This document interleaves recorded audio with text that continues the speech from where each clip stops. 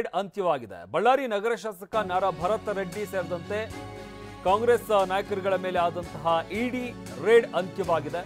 ಕೂಡ್ಲಿಗಿ ಶಾಸಕ ಶ್ರೀನಿವಾಸ್, ಕಂಪ್ಲಿ ಶಾಸಕ ಗಣೇಶ್, ಸಂಸದ ತುಕಾರಾಂ ಇವರೆಲ್ಲರ ನಿವಾಸ ಹಾಗೆ ಕಚೇರಿ ಮೇಲಿನ ಇಡಿ ದಾಳಿ ಅಂತ್ಯವಾಗಿದೆ.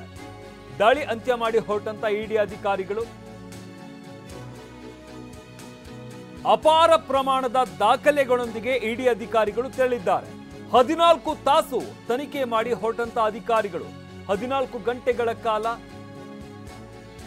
ತನಿಖೆ ಮಾಡಿದ್ದಾರೆ. ಅಗತ್ಯ ಬಿದ್ದರೆ ವಿಚಾರಣೆಗೆ ಕರೆದಾಗ ಬನ್ನಿ ಅಂತ ಇಡಿ ಅಧಿಕಾರಿಗಳು ಹೇಳಿದ್ದಾರೆ. ಅಪಾರ ಪ್ರಮಾಣದ ದಾಖಲೆಗಳನ್ನು ಕೂಡ ತೆಗೆದುಕೊಂಡು ಹೋಗಿರುವಂಥದ್ದು. ಸಾಕಷ್ಟು ಪ್ರಮಾಣದ ದಾಖಲೆಗಳನ್ನು, ಲೆಕ್ಕಪತ್ರಗಳನ್ನು ಕೂಡ ತೆಗೆದುಕೊಂಡು ಹೋಗಲಾಗಿದೆ. ಬಳ್ಳಾರಿಯಲ್ಲಿ ಇಡಿ ಅಧಿಕಾರಿಗಳ ರೇಡ್ ಸದ್ಯಕ್ಕೆ ಅಂತ್ಯವಾಗಿದೆ. 14 ಗಂಟೆಗಳ ಕಾಲ ನಿರಂತರವಾಗಿ ತಪಾಸಣೆಯನ್ನು ನಡೆಸಲಾಗಿರುವಂಥದ್ದು. ಸಾಕಷ್ಟು ಮಾಹಿತಿಯನ್ನು ಕೂಡ ಪಡ್ಕೊಂಡಿದ್ದಾರೆ.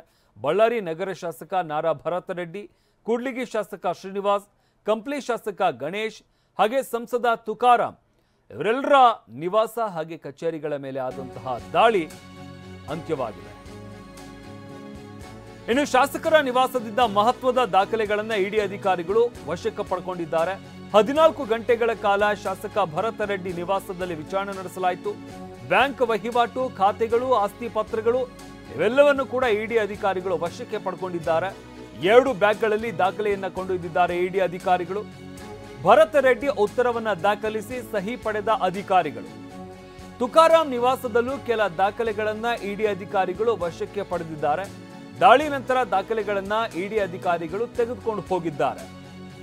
ಅಂದ್ರೆ ಅಲ್ಲಿ ಸಿಕ್ಕಂತಹ ದಾಖಲೆಗಳೇನಿದ್ದಾವೆ, ಬ್ಯಾಂಕ್ ವಹಿವಾಟಿರ್ಬೋದು, ಖಾತೆಗಳಿರ್ಬೋದು, ಆಸ್ತಿ ಪತ್ರಗಳಿರ್ಬೋದು, ಅವುಗಳಿಗೆ ಸಮರ್ಪಕವಾದಂತಹ ಉತ್ತರ ಸಿಗದಂತಹ ಹಿನ್ನೆಲೆಯಲ್ಲಿ ಆ ದಾಖಲೆಗಳನ್ನ ಇಡಿ ಅಧಿಕಾರಿಗಳು ತಮ್ಮ ಬಳಿ ತೆಗೆದುಕೊಂಡು ಹೋಗಿದ್ದಾರೆ.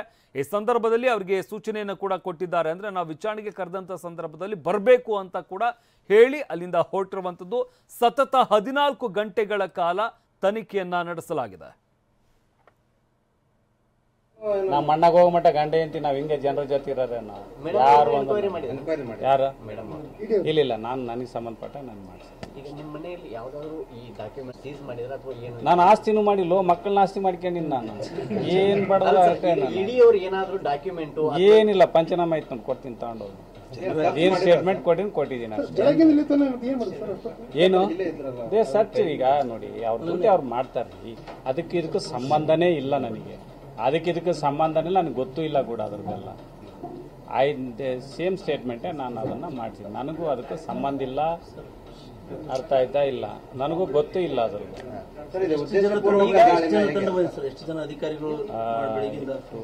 6 ಮೆಂಬರ್ಸ್, 6 ಜನ ತಂಡ ಬಂದಿತ್ತು. ವಿತ್ ಇವರು ಪೊಲೀಸ್ನವರು. ಕಾಂಗ್ರೆಸ್ ನಾಯಕರನ್ನೇ ಟಾರ್ಗೆಟ್ ಮಾಡೋದು ಉದ್ದೇಶಪೂರ್ವಕ ದಾಳಿ ಅಂತ ಹೇಗೆ ಅಂತ ನೋಡ್ ಬ್ರದರ್, ನಾವೆಲ್ಲದೂ ಕೂಡ ಕಾಂಗ್ರೆಸ್ ಸ್ವತಂತ್ರ ಬಂದಾಗ್ಲಿಂದ ಎಲ್ಲ ಹೋರಾಟ ಮಾಡ್ಕೊಂಡು ಮಾಡಿ ದೇಶಕ್ಕೆ ಸ್ವತಂತ್ರ ಕೊಟ್ಟಾಗ್ಲಿಂದ ಹೋರಾಟ ಮಾಡ್ಕೊಂಡೇ ಬಂದಿದೆ.